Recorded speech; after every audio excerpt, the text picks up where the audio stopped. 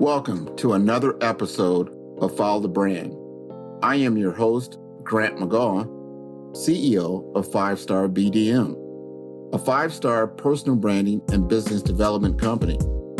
I want to take you on a journey that takes another deep dive into the world of personal branding and business development using compelling personal story, business conversations, and tips to improve your personal brand. By listening to the Follow the Brand podcast series, you will be able to differentiate yourself from the competition and allow you to build trust with prospective clients and employers. You never get a second chance to make a first impression. Make it one that will set you apart, build trust, and reflect who you are. Developing your 5-star personal brand is a great way to demonstrate your skills and knowledge. If you have any questions for me or my guests, please email me at grant.mcgaugh, spelled M-C-G-A-U-G-H, at 5-star BDM, B for brand, D for development, M for masters.com. Now let's begin with our next 5-star episode on Follow the Brand. Hello, and welcome to the Follow the Brand podcast. I am your host, Grant McGaugh, CEO of 5-Star BDM. Today, we will talk about maintaining a high caliber brand with highly extroverted engineer and entrepreneur, Christian Milaster. Christian talks about enabling the delivery of extraordinary care by giving the right tools and optimized processes for improved patient outcomes. Christian owns a company called Ingenium, which has a powerhouse of consultants with a high caliber of expertise in telehealth delivery and services. With the avalanche of digital health services overtaking the world, he shares his approach through a weekly newsletter that he publishes every Tuesday. With over 100 written articles and 40 speaking engagements, Christian shares valuable pragmatic insights with professionals seeking knowledge in the virtual care industry. Christian says to share your knowledge without hesitation. Talent recognizes genius, and mediocrity knows nothing but itself. Christian is passionate and about enabling the delivery of extraordinary care. He relentlessly advocates bringing personal satisfaction to the medical profession by applying systems thinking principles and implementing systems engineering solutions. Rooted in German engineering and systems thinking, Christian designs and implements pragmatic improvement and optimization solutions, drawing from a wide range of disciplines, including design thinking, agile, lean, Baldrige, requirements engineering, and servant project management. Christian is the founder and CEO of Ingenium Digital Health Services, a boutique consultancy focused on leveraging digital health to deliver extraordinary care. Ingenium comprises a 6-person consulting team and a consortium of over a dozen expert advisors. Born, raised, and educated as an engineer in Germany, Christian started his career at IBM Global Services before joining the Mayo Clinic in 2000. He worked for 12 years in various roles before launching Ingenium. He resides just outside Annapolis, Maryland, with his wife and 2 teenage daughters. Let's give a warm welcome to my guest on the Follow the Brand show, Christian Milaster. Thank you, everyone, and welcome to another episode on Follow the Brand. This is your host, Grant McGaugh, and today you will not believe the guest that I'm bringing in to the audience. This is going to be a special treat for a lot of different people. It's going to merge together a lot of my audience. People that are in healthcare administration, and then those other people that are in information technology, and how those two have come together to create these things that we're now utilizing every day, like video conferencing, like Zoom. But then we get into telemedicine, telehealth, we get into digital health initiatives, we start getting into remote patient monitoring, all these different things that are now becoming more and more used in our healthcare systems as we all are fighting through COVID. So for today, I'm going to introduce you to Mr. Christian Milaster. I'll let him introduce himself and let you know how he's special and how he's utilizing his brand and business development to grow his reach. So without further ado, Mr. Christian Milaster. Well, thank you so very much, Grant, for the wonderful introduction. And I'm very happy to be here. So branding is something, obviously, as entrepreneurs that we got to figure out how to get our visibility up, how to get out there in the world and be recognized, whether we do a personal brand or a company brand. And so it's a topic that I've studied quite a bit, a little bit here and there, and then implemented and applied. So very happy to talk about this for a change, rather than just going down into the deep technical pit of telehealth and telemedicine. So it's nice to actually talk about the business a little bit than just talking in the business. Exactly. And so that's what we want to do, because I looked through your story and I found it very interesting. First, you come from another country in Germany. You've migrated over to the U.S. You made your home here. I think you go kind of back and forth at different times and also during your career. So tell us more about just your beginnings and how you got into this telehealth and this telemedicine and other things that you're doing across your brand structures. Well, you already teed it up perfectly at the introduction. So really, I'm living at the intersection of healthcare and technology. And if you look at my resume, I spent some years at IBM as a software development and project lead. And then I spent 12 years at the Mayo Clinic in various different roles. And so you've got a high caliber technology brand, and you've got a high caliber healthcare brand. And so that's basically that's my pedigree, right? So those are my two parents that gave birth to the career that I've now consciously chosen. Really fell in love with healthcare, and especially healthcare delivery. The red thread throughout my career since 1987, from when I started developing some software in the basement of my parents, is that I like to optimize service delivery. I was writing some applications for some forwarding company that was run out of the basement of the neighbor's house of my parents, and creating invoices and that, right? So that was 1987. MS-DOS is still alive and well. And then when I discovered healthcare and how it's so meaningful that really what you can improve there will make a difference in the patients' lives, as well as make a difference in the providers and the clinicians' lives. I've been very disheartened to hear recurring stories about physician burnout and frustration, especially frustration with the EMR. And so we'll get to the penance story later on here. I'll weave it in again. But yes, it's born, raised, and educated in Germany. Came to the U.S. 23 years ago, and started my own consulting firm, Ingenium Digital Health Advisors, 10 years ago. Man, that's you've already said a mouthful, and that's a great story. I'm curious though, because I see this engineering background. A lot of people that are engineers, they're not all, they're not forthright with a lot of, I would say, social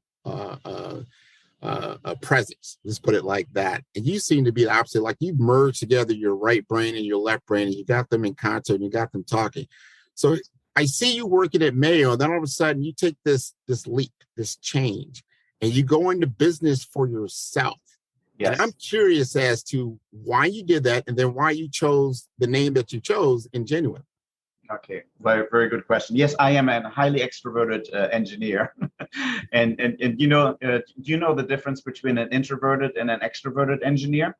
No, I do not. It's the extroverted engineer looks at your shoes, so versus the introverted engineer looks at their shoes, right? Uh-huh.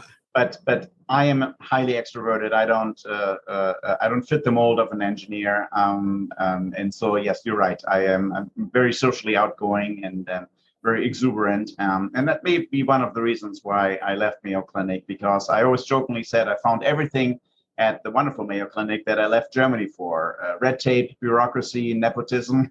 So all these things, and yet here I was coming to the US to be more entrepreneurial, to be more flexible, because it's that American entrepreneurial spirit that really attracted me in the first place. And so that's why then when I finally had the opportunity to jump ship, so to speak, to rid myself of the golden handcuffs of a secure job at a good salary with not much work or not much stress, I should say, Then I left it. And 12 years was really a great time. I've been exposed to so many different things. And then came across telehealth and telemedicine in 2003 with a remote patient monitoring a product we were developing over the course of 8 years, and then veered into televisits and teleexams, that world, and said, I want to work with organizations who want to move a little bit more quickly than the Mayo Clinic can as an academic medical center. And when the opportunity presented itself,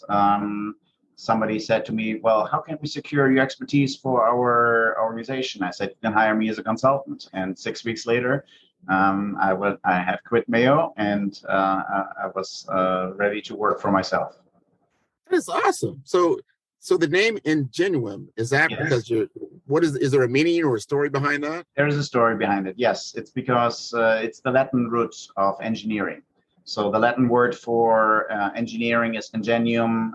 Also, it's the stem for ingenuity or ingenious. And so my kind of tongue-in-cheek slogan has always been for Ingenium, it's engineering ingenuity.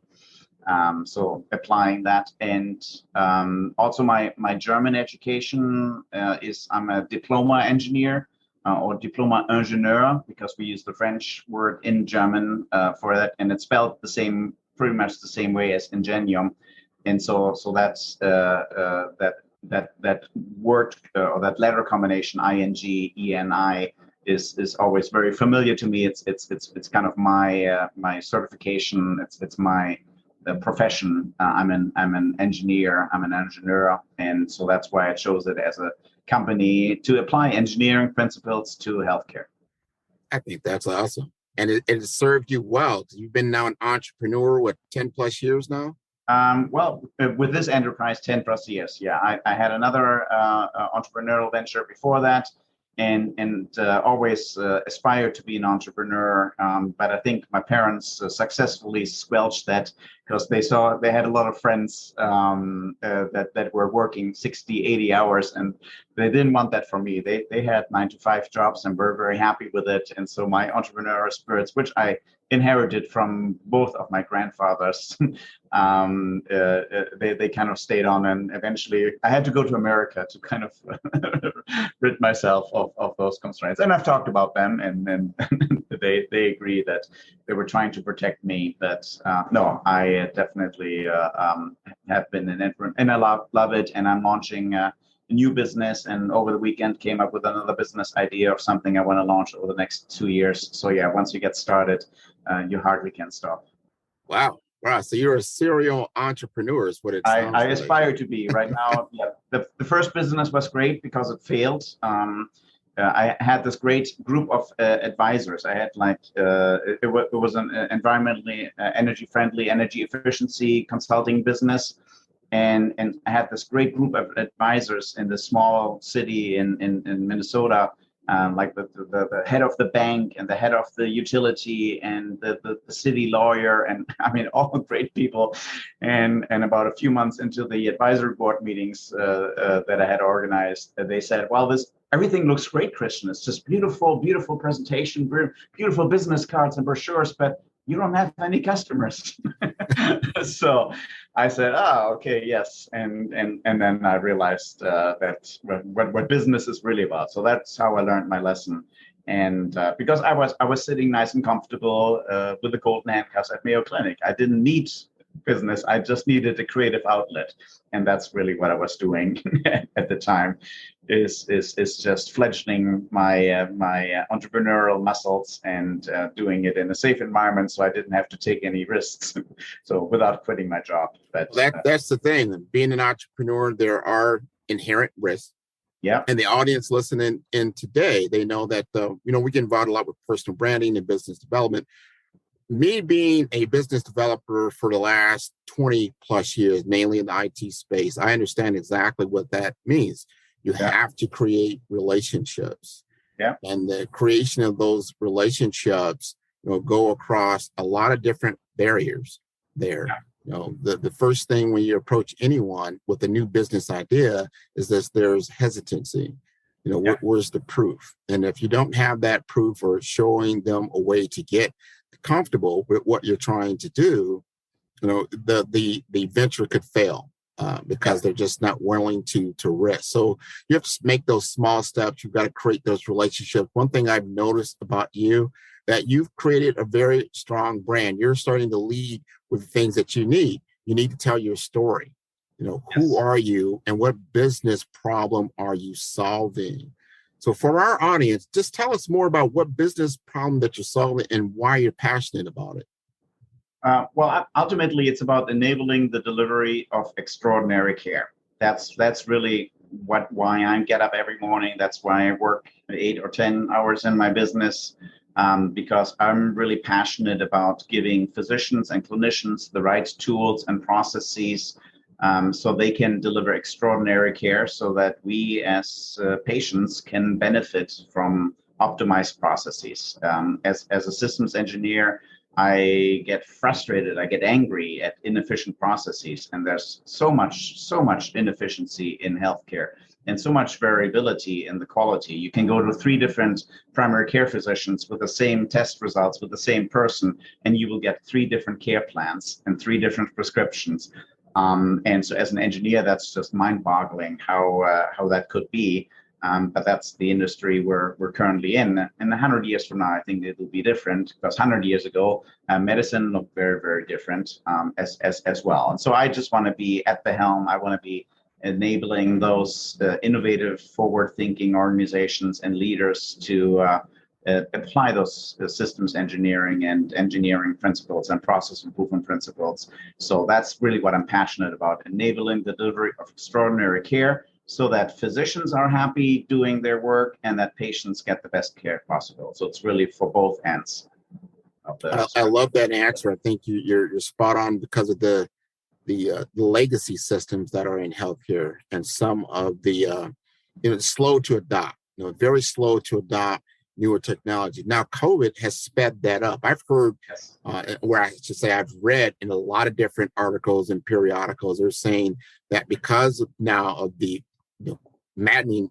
adoption of telehealth, meaning they had to do that in order to engage, right? That we shaved that adoption probably by 10 years. So I would say, how do you feel about that? Because you've been working in this industry for 10 plus years. Now you're saying like, wow. So what are the challenges and what are the things that you would like to tell the audience about telehealth adoption? Well, obviously, yes, COVID was good in that it really created an environment in which people said, okay, in order to stay in touch with our patients, to give them medication refills, to follow up with them, we got to leverage technology.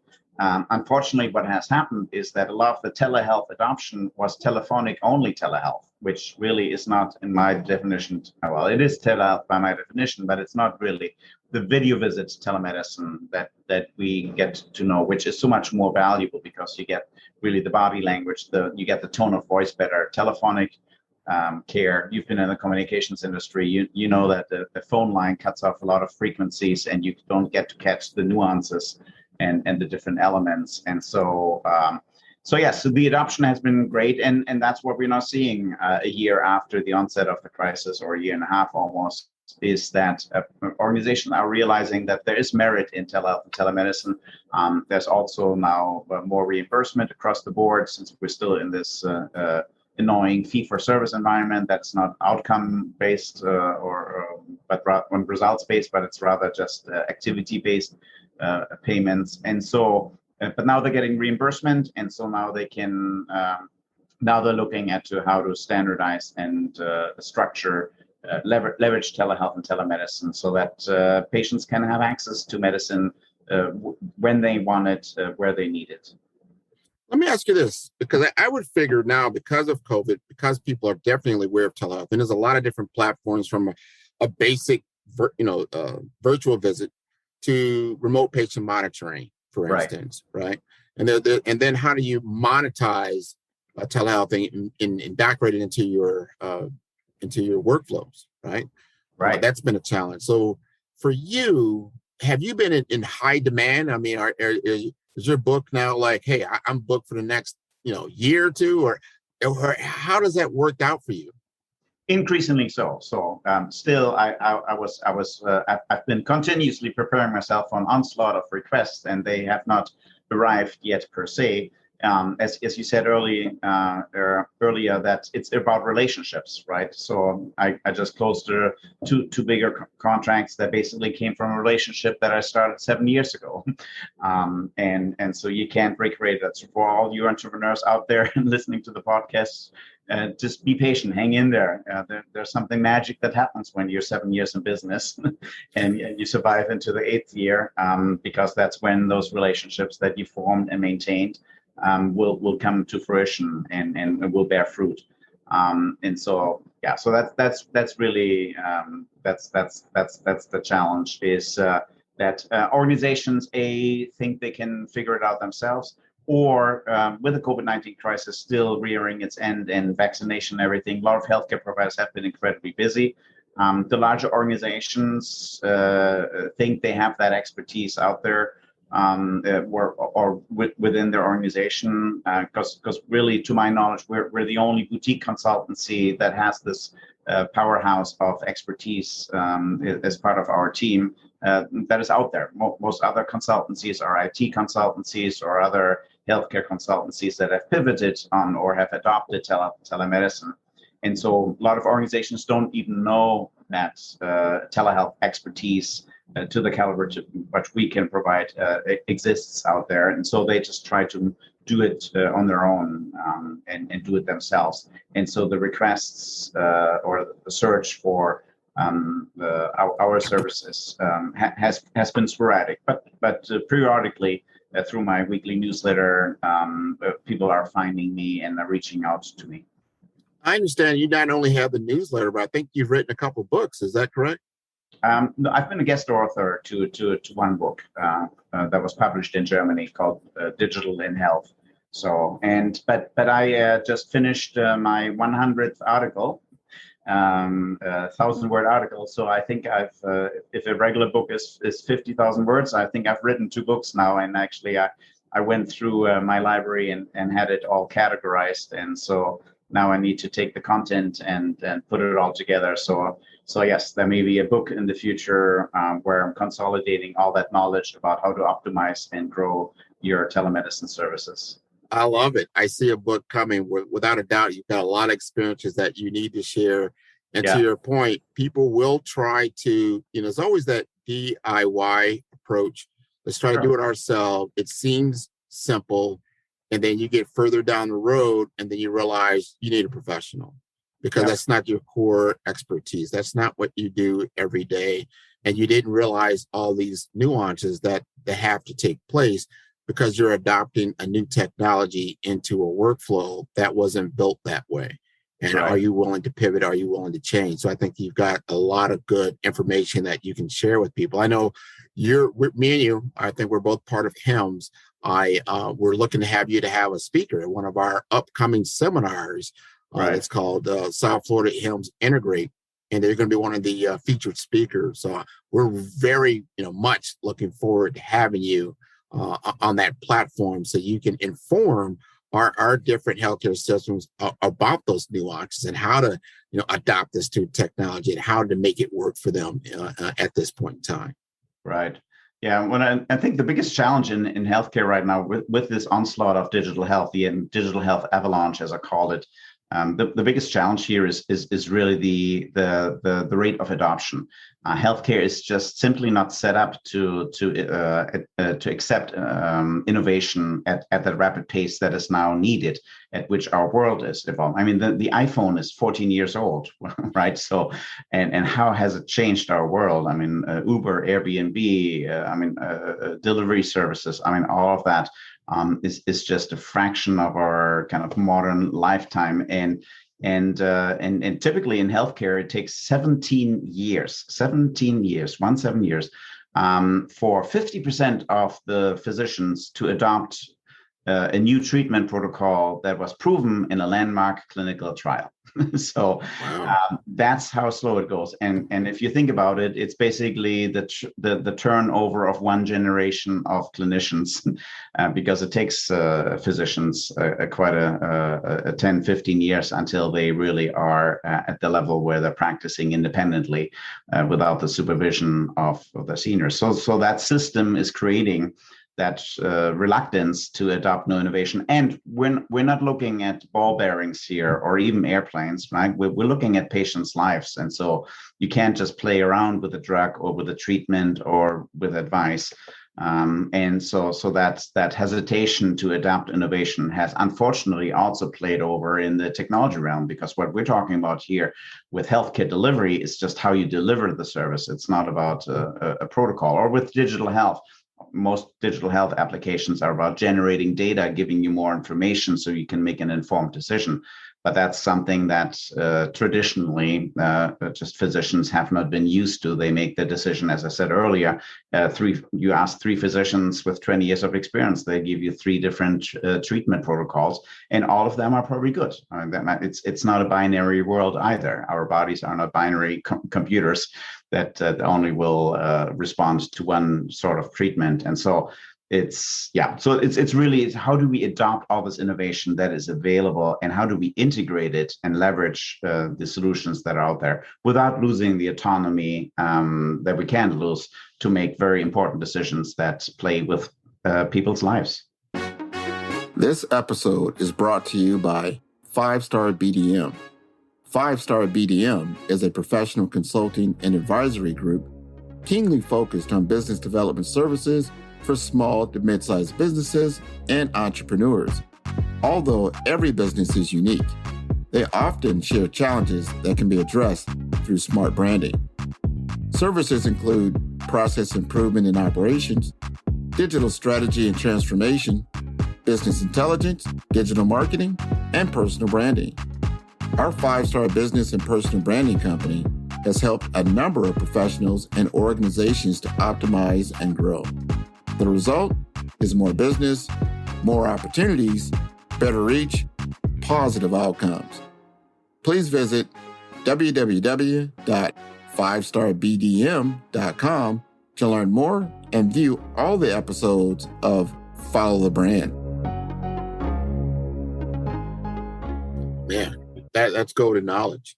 And so what I'm hearing you say is that you've got a lot of good intelligence to help these healthcare systems as they are challenged with adopting new technology. You hear digital transformation all of the time now in the healthcare space, and they understand the problem, but that's obviously some revenue challenges as well. Where does the money, where does the investment come from? But I'm going to pivot a little bit and talk about brand again, meaning now what I'm hearing you say is that you have some solutions for a lot of these different health systems, but they're not aware of you.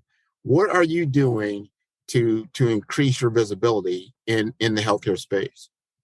Yeah, I've got, I wouldn't say I have solutions. I have approaches, right? I have methods and ways, engineering principles to go about, because every client is different. Every organization is different. And so I never go in with any cookie cutter approach.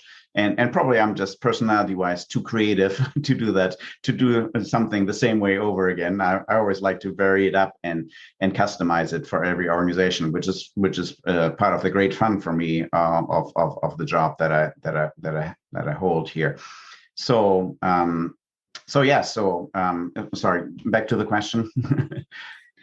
Yeah, no, just from a brand perspective. Now, I know that you've got a great website. Here I am looking at your screen, and you've got Healthcare Shapers.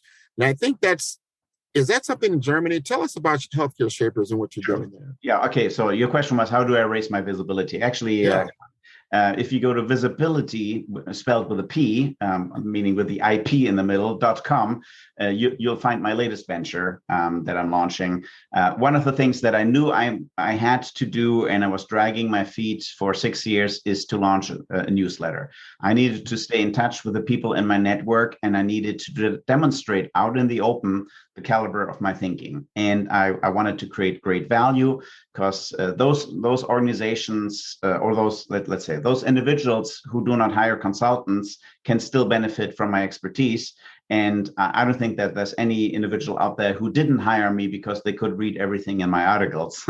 It's actually the reverse. Is people read my articles and say, well, what would I get when I actually hire Christian or hire his team?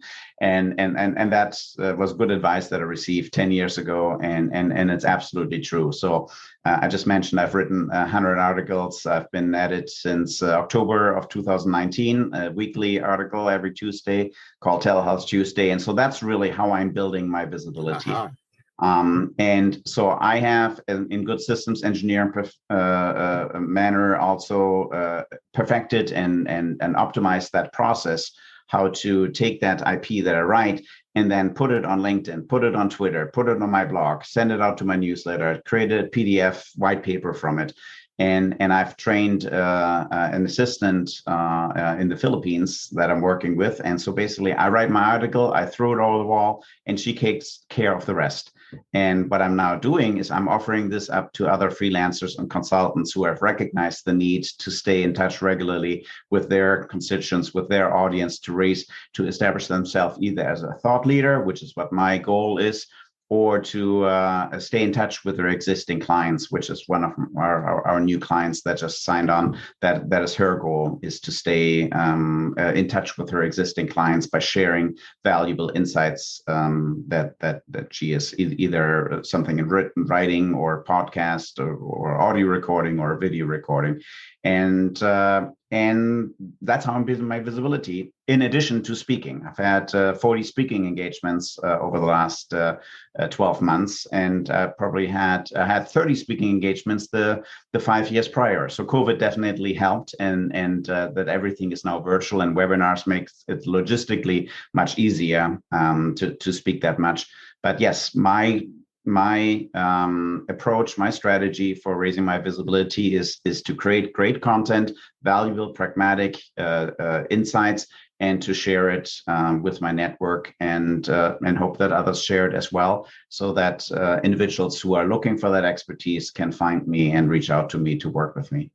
Wow. So you're across a lot of different channels, social media, you've got a number of websites. And yes. So I'm curious, right? That's why I asked that question about healthcare shapers. And I saw that. Right. It's like you've got another group of individuals that you work with, but right. It's different from Ingenium. Is that correct? It is different from Ingenium. And Healthcare Shapers was established in 2014 by a group of consultants in Germany that came out of the big consulting firms, mostly in the pharma industry. And they all realized that it's very hard as a solo consultant because you're missing that networking component, you miss that team component.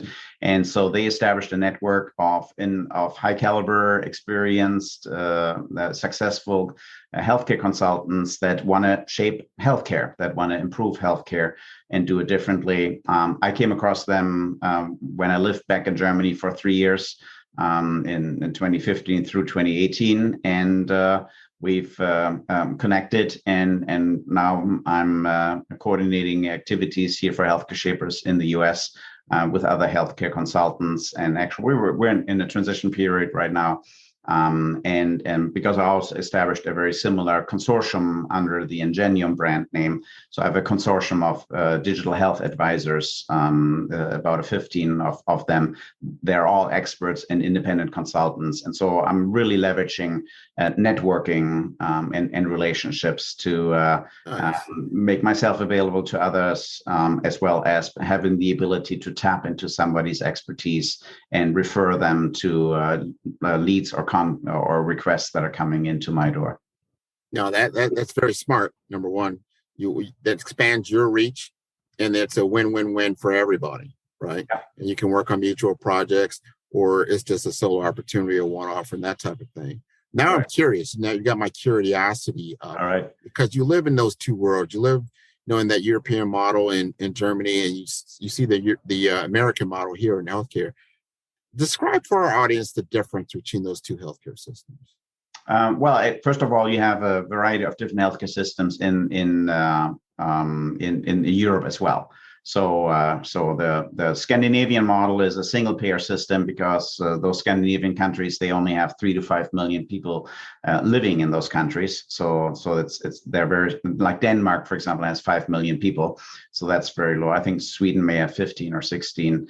And so what they have in Denmark, for example, is a single payer health system. So you pay your taxes, and then the government has those collects those kroners, as they call it in Denmark, because they don't have euros either. And the interesting thing that Denmark did, which I thought is brilliant, is that 50% of the money goes to the hospital to pay for the care. The other 50% of the money they spent on healthcare goes to the mayor of the municipality. And now it's the local municipality's responsibility to pay for the healthcare for the residents in their area. So that plays right into one of my favorite quotes of every system is perfectly designed to get the results it gets. And so Denmark, in my opinion, has created this perfect system where now the objectives of the municipality in terms of how many stoplights do we put in, how many crosswalks do we put in, do we provide education on defibrillators or do we distribute them, do we ban candies from the checkout aisle, right? Do we limit the size of the high sugar, high fructose corn syrup? But whatever it is that they want to do as a municipality, has now a financial impact, a financial incentive, because they want to keep their citizens healthy. So that's one example of a health system in Europe. Germany, for example, the only mandate that there is that everybody has to have health insurance. It's a requirement, and so a health insurance needs to take you as a patient or as a member of the health insurance. There's about 50 health insurance companies in Germany, so it's not a single payer system. It's not government funded. There, 2/3 of them are kind of what we could consider as public. They call it a sickness insurance or something like that. You translated word for word back into English. And so as a resident of Germany, you need to have health insurance, and health insurance premiums are a percentage of your salary up to 50,000 euro. And half of it is paid by the employer and half of it by you. The percentage rate is 15.5%. So you as an employer pay 7.75%, and the employer pays the other half. And so there's a cap on that. If you do the quick math, it's less than 400 euro a month that any employee would pay as a maximum if you're earning $50,000 or more. And so but since everybody is insured, everybody's care is cared for, and there is no shortage really of. I mean, you still have to wait, but I had to wait 4 months for my cardiology appointment here in the US as well. So it's no different. So that's kind of where it's different, is that everybody is required to be insured, and the lowest insurance rate, if you don't have any income, is like 160 euro, which is about $200 a month. And that's the kind of maximum you need to pay if you don't have any income. And obviously, if you have Social Security or any of the other programs, they will pay for that. And so those are two examples. I don't have that much insights into the NHS in the UK, but those are the different systems in Europe. Do you think, when you mentioned population, because the healthcare system is fitted to the country and the culture that's present? I think in the United States, obviously, we have a different system, and we've got a multitude of different ways to utilize the healthcare system. And we've created a lot of disparities. Do you see the differences between how healthcare is consumed in the U.S. as it is in Europe?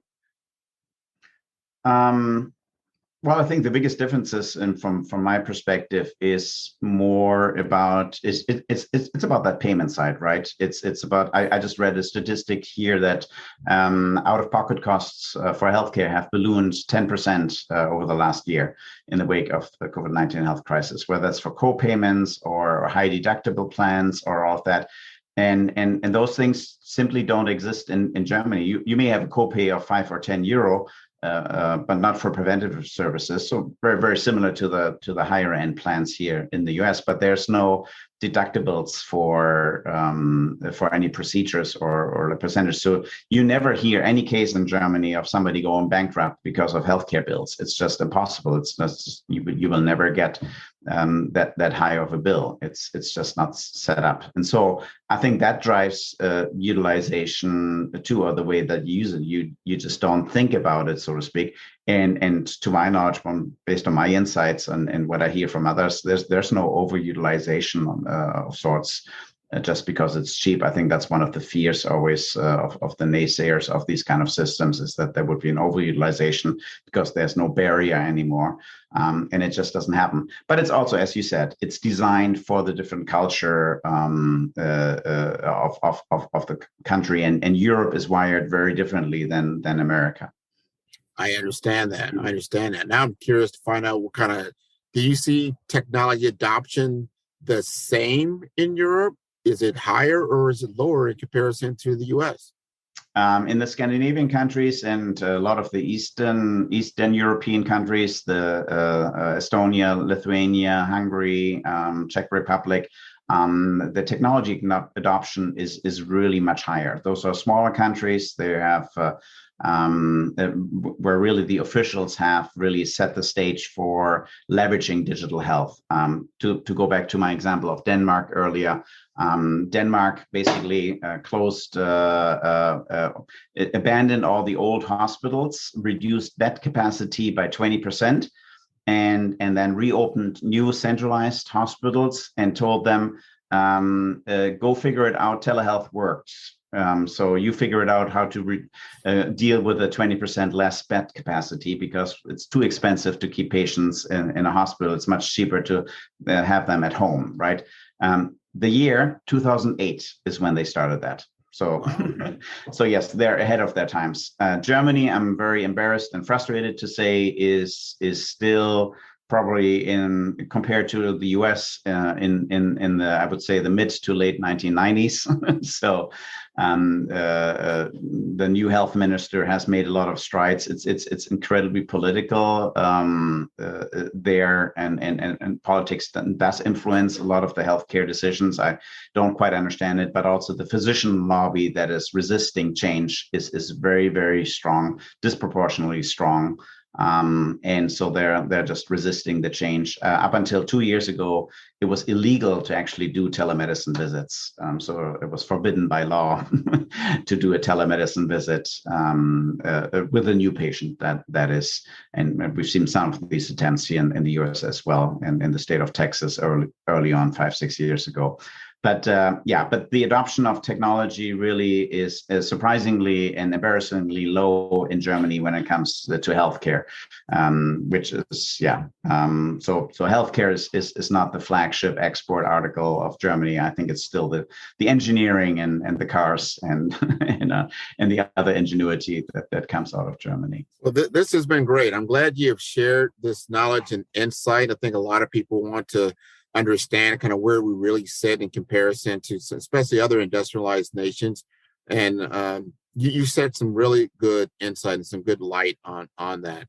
And before we leave, because we've talked about a lot of different things, I want to give you the mic at this point. I want you to be able to frame what you would like to speak to the audience that I have on Follow the Brand, and let them know what you are about, what Christian Milaster, what you've been doing. Just capitalize or, put into context what you want your audience to take away from what you do and why you do it.